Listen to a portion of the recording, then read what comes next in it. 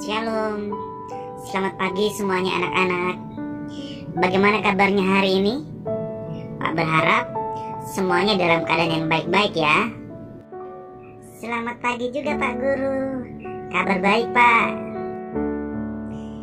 Bagaimana liburannya anak-anak? Bosan ya? Sudah terlalu lama di rumah.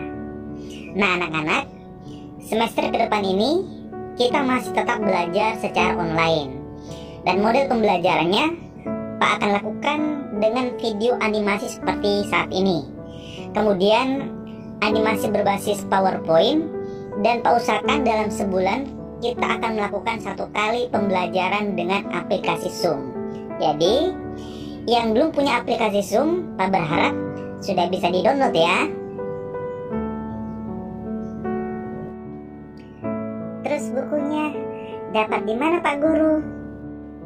Ya, kalau masalah buku tenang saja, karena Pak sudah sediakan di LMS masing-masing. Kalian tinggal download ya. Oh ya, sebelum pembelajaran dimulai, bisakah Stanley pimpin kita dalam doa? Bisa Pak Guru. Teman-teman, mari kita berdoa. Tuhan Yesus, terima kasih atas penyertaan yang Engkau berikan kepada kami semua. Pimpin dan sertai kami yang akan belajar pada hari ini. Ini doa kami, dalam nama Yesus Kristus kami berdoa. Amin. Baik anak-anak semua, materi pertama kita pada hari ini tentang hak asasi manusia di Indonesia dengan kompetensi dasar 1.1, menerima HAM sebagai anugerah Allah. Dan Pak berharap walaupun pembelajaran kita masih secara online, kalian semua harus tetap serius dan bersemangat mengikuti proses pembelajaran ke depan ini. Oke Pak, pasti kami semangat. Nah anak-anak, ada yang tahu apa itu HAM? HAM adalah hak asasi yang paling mendasar dan bersifat universal yang dimiliki oleh manusia, yang tidak dapat diambil oleh orang lain, yang merupakan pemberian Allah. HAM itu ada 3. Pertama, hak warga negara, hak politik, dan hak ekonomi dan sosial. Oh, begitu ya. Kalau boleh tahu Pak, bagaimana asal mula munculnya HAM? Nah, anak-anak, perhatikan ya. HAM pertama kali muncul diawali lahirnya Magna Carta di Inggris. Kemudian menyusul lahirnya Bill of Rights yang isinya kebebasan memilih dan mengeluarkan pendapat, sampai pada akhirnya pada tahun 1948 PBB melahirkan rumusan yang dikenal dengan The Universal Declaration of Human Rights. Oh iya anak-anak, Pak ada keperluan sedikit di luar. Pak tugaskan kalian mengerjakan tugas tentang bagaimana praktek HAM di Indonesia. Kalian berdiskusi ya. Sebentar kita bahas. Oke Pak, nanti kami kerjakan. Dedi, ayo kita diskusikan tugas dari Pak Markus tentang HAM di Indonesia. Malas, kamu saja yang kerjakan. Mending saya ke kantin makan. Saya lapar sekali. Ayo Stanley, kita sama-sama ke kantin makan. Nanti saya traktir Nana. Tidak boleh begitu. Pokoknya kita harus kerjakan tugas yang disuruh. Bilang saja kalau Nana tidak tahu. Hahaha. Pandang ente Nana. Saya tahulah. Oke, kita kerjakan. Kalau menurut saya, HAM di Indonesia belum dilakukan dengan baik. Masih banyak kita lihat pelanggaran terhadap HAM. Misalnya, pelarangan mendirikan tempat ibadah, tanah petani dirampas. Contoh dekat itu penggusuran perumahan di Tanjung. Pintar juga Nanai.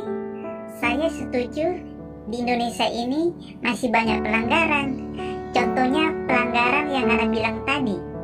Kan Pak Markus bilang HAM itu bersifat universal, pemberian Allah, dan tidak bisa diambil oleh orang lain. Berarti kalau begitu pelanggaran terhadap HAM adalah perbuatan dosa ya? Mbak Diam, Pak Markus sudah datang itu. Bagaimana anak-anak hasil diskusi kalian tentang HAM di Indonesia yang Pak tugaskan tadi? Menurut hasil diskusi kami berpendapat kalau sesungguhnya masih banyak sekali terjadi pelanggaran HAM di Indonesia. Contohnya Pak, pelarangan mendirikan rumah ibadah, tanah petani dirampas, penguasa mengambil kebijakan yang menyengsarakan rakyat kecil. Dan kesimpulan kami kalau pelanggaran terhadap HAM adalah perbuatan dosa. Pak setuju dengan pendapat kalian kalau sesungguhnya di Indonesia ini masih banyak sekali terjadi pelanggaran HAM. Contoh yang mungkin kalian baca atau lihat di berita, misalnya gereja GKI Yasmin yang ditutup paksa, kasus Ahok di pemilihan gubernur yang salah satu isu diangkat pada waktu itu untuk menjatuhkannya kalau Ahok adalah orang Cina, dan masih banyak pelanggaran HAM yang terjadi di sekitar kita. Nah, sekarang bagaimana sikap iman Kristen terhadap HAM? Tadi Pak sudah katakan kalau HAM itu adalah anugerah Allah kepada manusia, dan pelanggaran terhadap HAM adalah perbuatan dosa terhadap Allah. Tetapi kenyataannya ada saja orang atau kelompok yang berusaha melanggar, mencabut, dan menghancurkan HAM dengan berbagai alasan. Dalam hal ini, sikap orang Kristen harus mempunyai peran yang nyata untuk memantau pelaksanaan HAM. Lebih lanjut, tugas kita adalah kita memiliki kewajiban untuk mengupayakan kondisi perwujudan agar supaya semua orang bisa menghargai HAM. Jangan justru kita menjadi pelanggar HAM. Terima kasih penjelasannya Pak Guru. Anak-anak, agar supaya kalian lebih memahami materi kita pada saat ini, Pak harap kalian membaca buku yang Bapak sudah sediakan di LMS. Kalian baca di halaman 47 ya. Dan tugas yang harus kalian kerjakan lihat di kegiatan 5. Oh ya, yang mengumpulkan tugas itu yang Bapak anggap hadir. Dan terakhir Pak mau katakan, tetap jaga kesehatan. Dan untuk mengakhiri pelajaran kita, Pak berharap kalian berdoa di rumah masing-masing. Selamat siang anak-anak, shalom. Selamat siang juga Pak Guru. Sampai ketemu lagi.